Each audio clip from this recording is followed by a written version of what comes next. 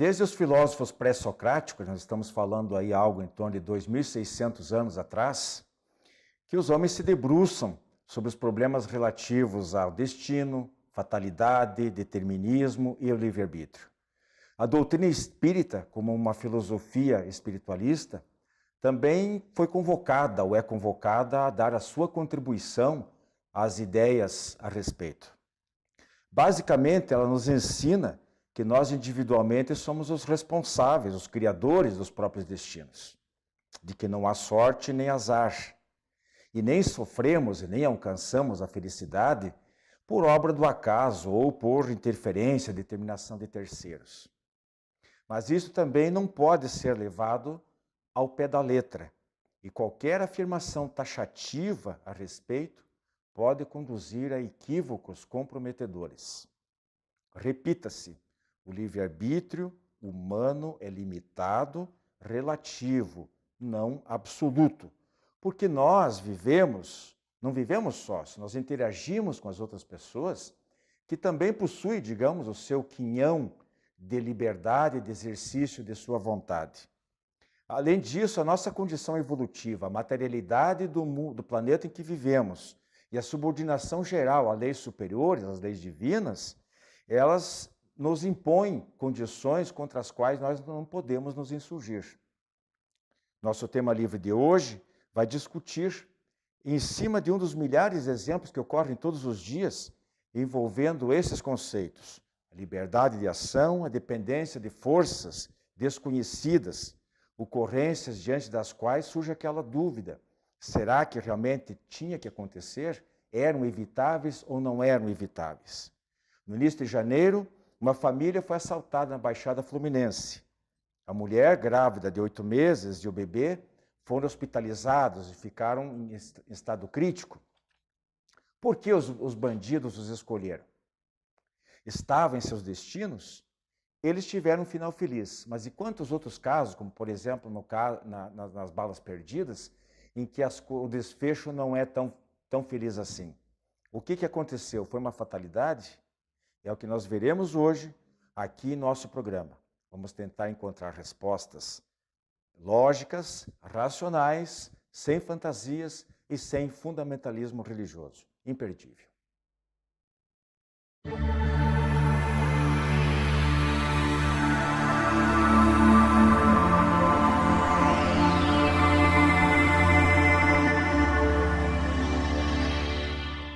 Prezadíssimos amigos, nós estamos com o nosso tema livre de hoje para tratar do tema fatalidade, destino ou mão humana. O que seria isso? Nós vamos ver aqui com o Joilson e o Parchen.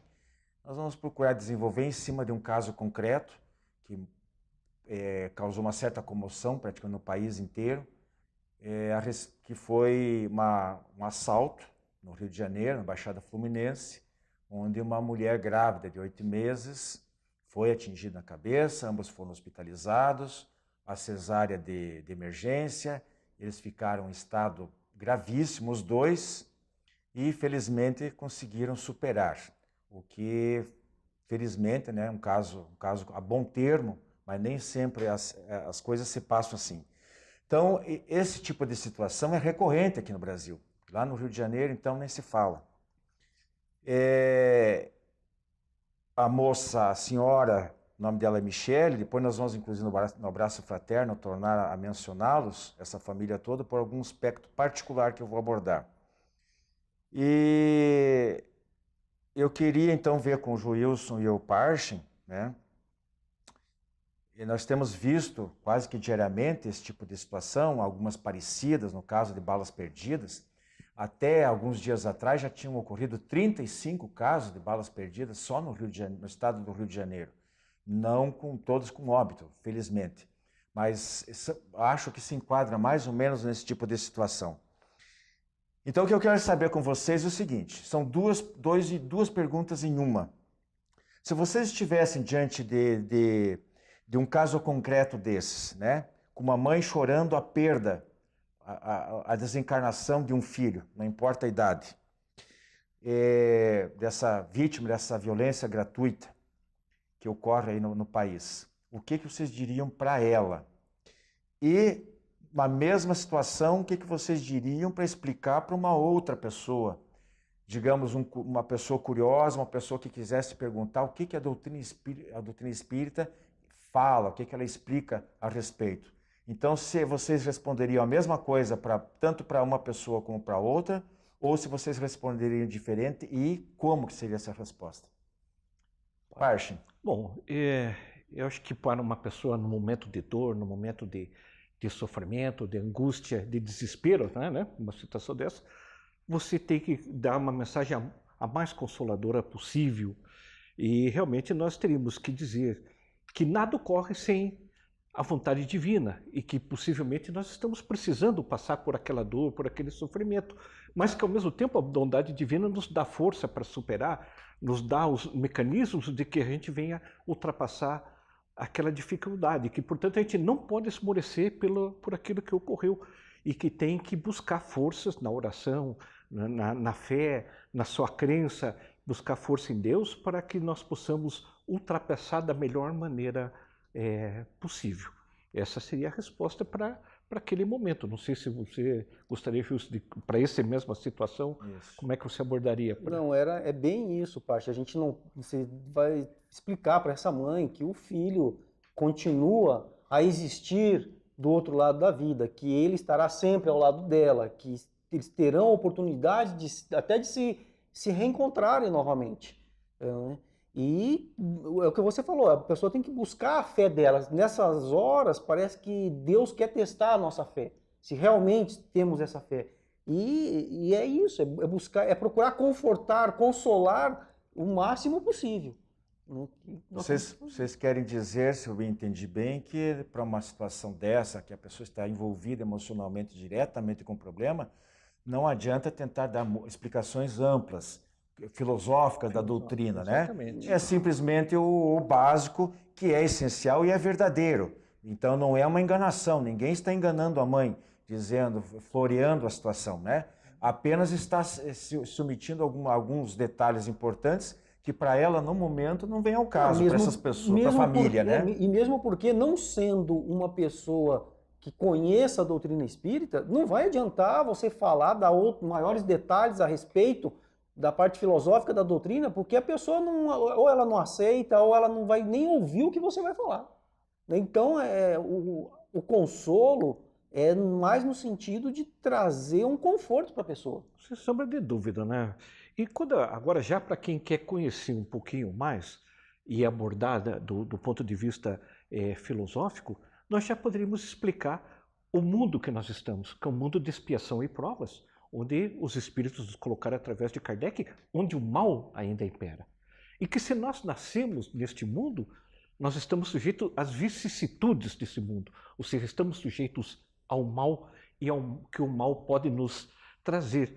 Não é? E também teríamos que explicar o livre-arbítrio, que o livre-arbítrio é inviolável, que as situações ocorrem de acordo com a vontade das pessoas.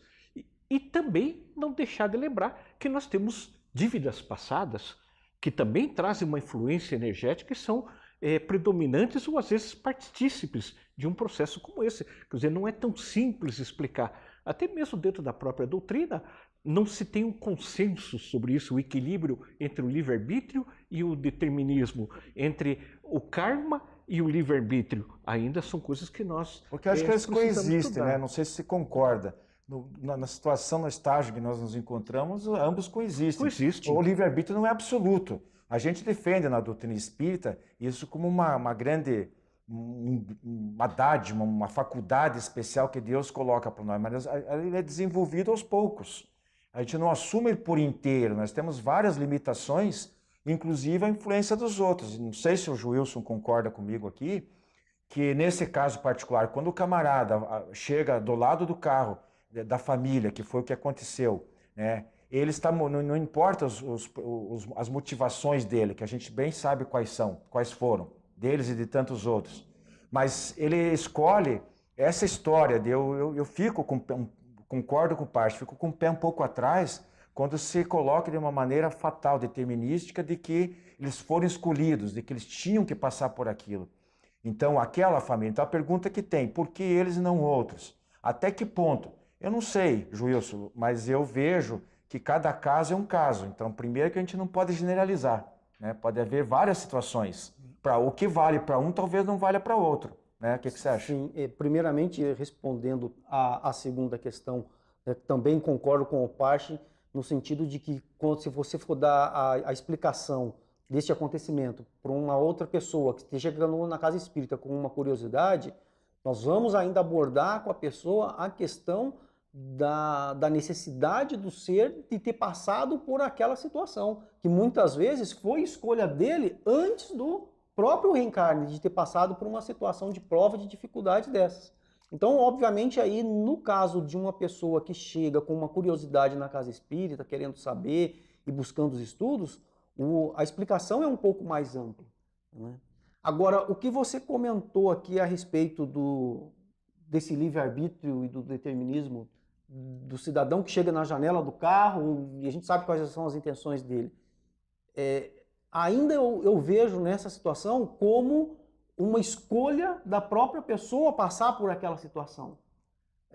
O Livro dos Espíritos, no capítulo que fala sobre a lei da liberdade, Kardec abordou essa questão aí. A pessoa que passa por uma prova, por uma situação dessa, e às vezes ela não venha a ser fatal para ela, isso aí foi só livre-arbítrio do bandido?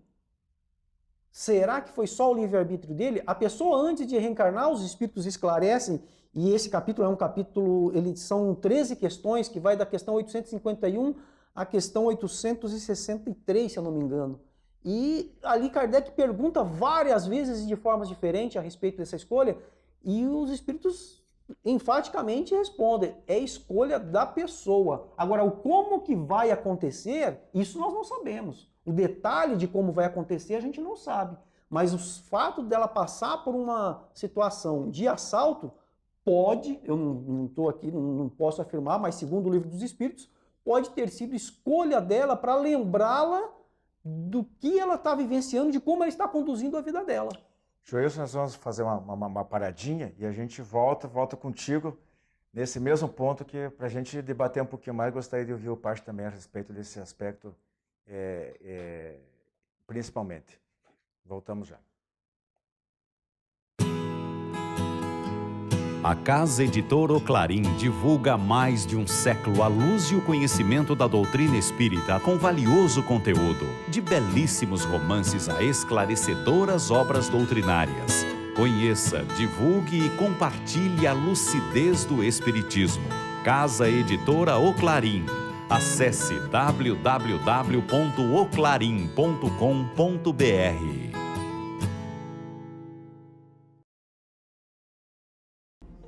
As encadernações da revista Ser Espírita, um acervo para o presente e para o futuro. As encadernações da revista Ser Espírita organizam e protegem os resultados do estudo e das interpretações mais recentes sobre os princípios fundamentais da doutrina espírita, à luz da filosofia, da ciência e da religião. Cada encadernação contém 6 edições, das 30 unidades publicadas até o momento. Você agora pode adquirir a coleção da revista Ser Espírita, contatando www.livrariaserespirita.com.br. Estamos voltando ainda com o nosso tema livre de hoje, falando de um tema polêmico, porque essas questões a gente não pode fechar a questão, nós não temos condições de saber realmente que tipo de fatores estão envolvidos. Quando ocorre bala perdida, alguém que pode desencarnar ou ficar paraplégico num assalto, ou até mesmo num acidente de trânsito, num acidente com outros tipos de veículos, uma aeronave, por exemplo. Todas são situações complexas envolvendo muitas pessoas, o livre-arbítrio de várias pessoas e passado desconhecido que todos nós temos. Então nós estamos tentando aqui com os nossos companheiros, o Joilson e o Parche, a chegar mais ou menos um denominador comum. E a gente já viu que a primeira resposta, quando envolve uma mãe, um familiar, enfim, aqueles mais próximos, é mais fácil, porque a gente não entra muito em detalhes e passa aquilo que é ponto comum do conhecimento que a gente sabe, a imortalidade do espírito, a existência de Deus. Então, até aí tudo bem. Agora, se nós formos nos aprofundar do ponto de vista da filosofia da doutrina espírita, então aí às vezes há as interpretações pessoais, e são muitas questões dentro do Livro dos Espíritos, nas demais obras básicas, e que a gente tem que, quanto mais a gente estuda, debate e conversa, ainda assim ficam algumas maneiras diferentes, particulares de ver as coisas. Então, Gil, eu gostaria que você continuasse ali naquele fecho que estava fazendo antes do intervalo. Eu só vou trazer novamente a questão 853 de O Livro dos Espíritos, né, quando Kardec questionou, né, então, qualquer que seja o período que nos ameace, não morreremos se a nossa hora não chegou? E os Espíritos respondem a Kardec da seguinte forma: não morrerás. E tem disto milhares de exemplos. E lá no final da questão, eles ainda complementam assim: isso lhe foi revelado quando fez a escolha desta ou daquela existência.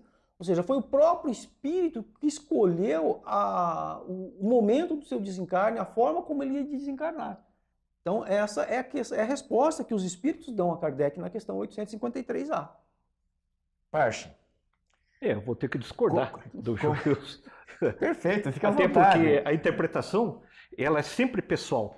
E você ler a mesma coisa de maneiras diferentes te dão significados diferentes. Por isso que a escrita é signo, né? É significado e não verdade. Kardec também coloca, e os espíritos colocam, que o livre-arbítrio é absolutamente inviolável, que é a condição do ser humano ter o livre-arbítrio inviolável. Eu não tenho aqui as questões, mas já escrevi sobre isso. Em outras questões, aparentemente, né, eu coloco aparentemente, que pode ser e deve ser a minha interpretação pessoal, assim como a do Wilson, ele contradiz isso. Não coloca desta mesma maneira. E está se falando de casos específicos. Eu diria assim que, como nós estamos no mundo de expiação e provas, onde o mal predomina, e nós temos também a nossa encarnação com o nosso karma, ou seja, aquilo que trazemos do passado, muitas vezes isso faz nos cruzar com consequências do karma ou com acidentes, né? Com o uso do livre-arbítrio por terceiros e que nos afetam. Nós não podemos fechar a questão, porque nós estamos num mundo tão complexo que possivelmente, como você colocou bem, existem as duas coisas.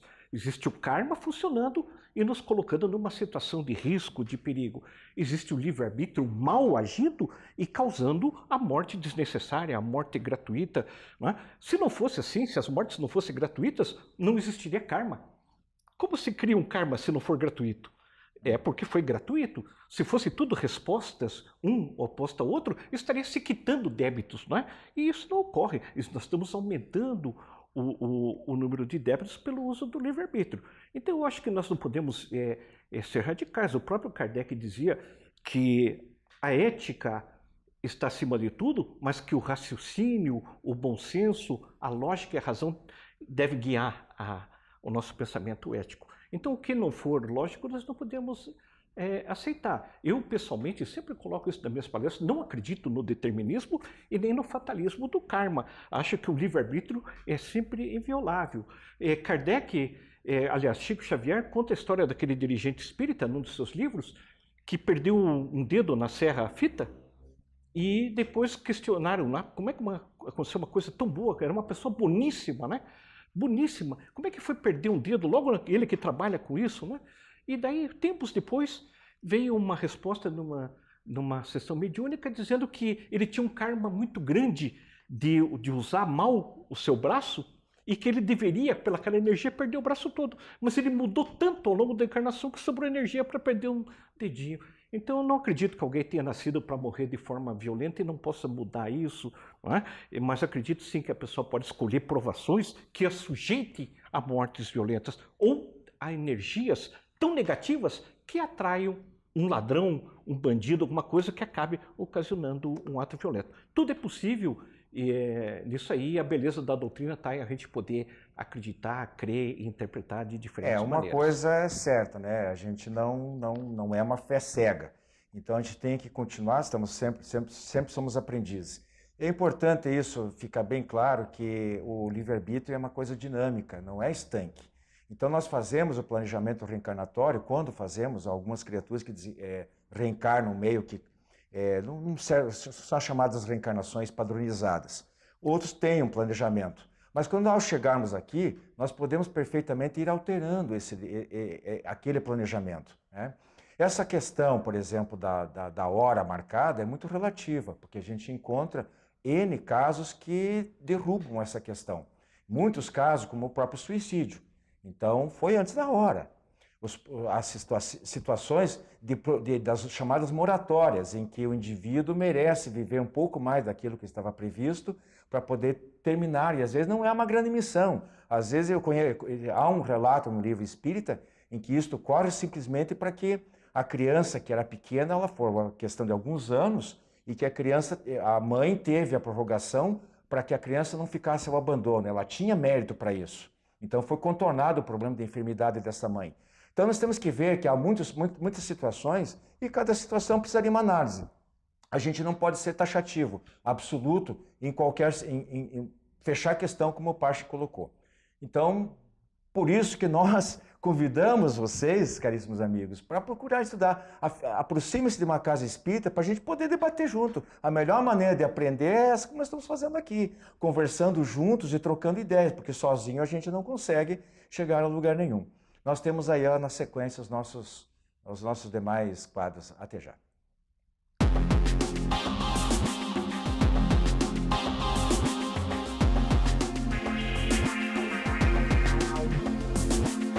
Nos enviaram hoje a seguinte questão. Gosto do Espiritismo, mas não pretendo deixar a Igreja Católica. Há algum problema em participar dos dois? Bom, quem tem que saber, não é, se há algum problema em participar dos dois é você. Você se sente bem sendo católico e indo no centro espírita, buscando o passe, a palestra, porque provavelmente é esse, né, o seu grau de participação. Se você se sente bem, se você melhora a sua energia, se você se torna uma pessoa mais tolerante, mais benevolente, se pratica a caridade, se ajuda o próximo, se tem tempo maior para dedicar a seus filhos e a sua esposa, se você se torna uma pessoa melhor, não tem problema nenhum para você. Você está se organizando de alguma forma de maneira a usufruir o melhor, né, das duas crenças. De forma geral, portanto, você será sempre bem-vindo à Casa Espírita e espero que colha os melhores frutos da doutrina cristã rediviva que o Consolador, que a doutrina espírita pretende interpretar de forma atualizada. Entretanto, nós não podemos dizer o mesmo, não é? Daquele espírita que se dedica à divulgação doutrinária, que organiza os trabalhos da casa e que, de alguma forma, ainda se prende, ainda que nos seus arquétipos, nos seus moldes mentais, a outras religiões que não têm a ver com a mensagem que a doutrina espírita pretende trazer. Portanto, não podemos concordar, por exemplo, com a repetição de preces decoradas, com o uso de simbolismos como aventais brancos, né? Copos colocados sempre de determinada maneira, ainda que para água fluida, passes que são ritualizados, feitos sempre da mesma forma, orações repetidas e decoradas, ditas sempre do mesmo jeito nas reuniões. Nós estamos, dessa forma, ritualizando. Não vou dizer catolizando, porque não é privilégio do catolicismo o ritual. Nós estamos ritualizando uma doutrina que não pode ser ritualizada, que não deveria estar presa a moldes, porque ela surgiu para tornar o espírito humano mais livre, mais solto e mais profundamente compromissado na sua busca com a união com Deus.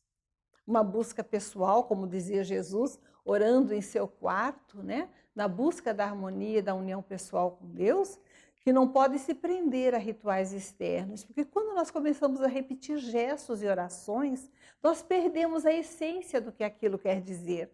E essa não é a proposta da doutrina espírita. A proposta da doutrina espírita é de libertação, de compromisso pessoal, mas não de ritual. Portanto, se nós estamos nos organizando na casa espírita de forma tal que terminou uma reunião em harmonia, em alegria geral, as pessoas estão se despedindo, e daí alguém lembra, não fizemos a prece final, volta todo mundo? Nós estamos criando rituais. Não vou dizer tornando católica, porque não é privilégio da doutrina católica, como já dissemos, o ritual, mas estamos empobrecendo o movimento doutrinário. Movimento espírita, que se faça jus a esse nome, é aquele em que se estudam as obras de Kardec, em que se discute com profundidade a filosofia espírita, em que se traz o conhecimento atualizado para entender aquilo que os espíritos disseram, em que não nos prendemos a rituais, a crenças já ultrapassadas em sua forma externa, mas relembramos a essência do ensinamento de Jesus. Portanto, se você quer ser católico e frequentar o centro, você é muito bem-vindo. Mas não podemos concordar com a repetição de rituais, batizados, orações em casamento, repetições de coisas que não têm a ver com a essência da doutrina de libertação, do Consolador de Jesus. Vamos adotar o cristianismo redivivo em nossos corações, sem repetir os erros de crenças, de formas que não se justificam mais. Muita paz. Fique conosco.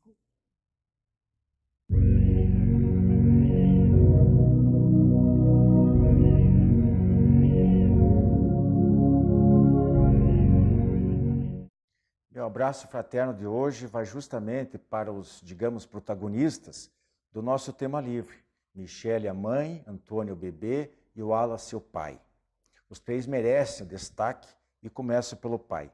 Desde as primeiras declarações após o ocorrido com a esposa e o filho, que estavam em estado avaliado pelos médicos como crítico, gravíssimo, Wallace demonstrou uma fé, uma confiança em Deus contagiante. Ele expressava uma convicção absoluta de que tudo acabaria bem com eles. Mas não era uma manifestação como muitas vezes a gente vê quase que embasada, movida pelo desespero, obrigatória. Era algo muito forte, uma fé serena, e penso que isso, somado às orações, foi determinante para o desfecho feliz. Michele, a mãe, não ficou atrás quando teve a sua recuperação surpreendente e 8 dias depois deixou o hospital. Demonstrou a mesma fé em relação ao filho que ainda estava hospitalizado com risco de morte. Mas ela foi além, sorrindo abertamente, sorrindo com o coração. Ela foi taxativa ao dizer que não guardava nenhum ressentimento contra os infelizes assaltantes que por muito pouco não haviam roubado a sua vida e a do seu filho. Vivenciando um momento doloroso na vida como aquele, poucas pessoas, no lugar dela, teriam uma atitude igual. Por isso, a nossa menção especial.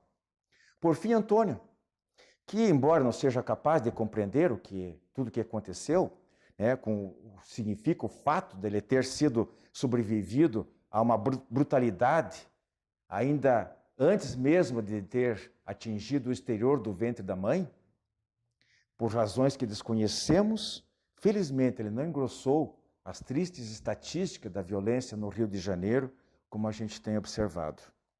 A essa família de evangélicos da Assembleia de Deus, cristãos corajosos, alegres, de fé exuberante, o abraço fraterno desta semana. Você que é distribuidor ou administra uma livraria espírita, não pode deixar de conhecer os livros da editora O Clarim de Metão, São Paulo. Mais de 200 títulos à sua disposição, como Chico, Diálogos e Recordações, de Carlos Alberto Costa. Episódios marcantes da vida missionária do médium mineiro, fatos inéditos e notícias de suas vidas passadas. Pedidos pelo e-mail oclarim@oclarim.com.br, o telefone 16 33 82 10 66, ou ainda pelo Clube do Livro Espírita de Curitiba, adepr@adepr.org.br.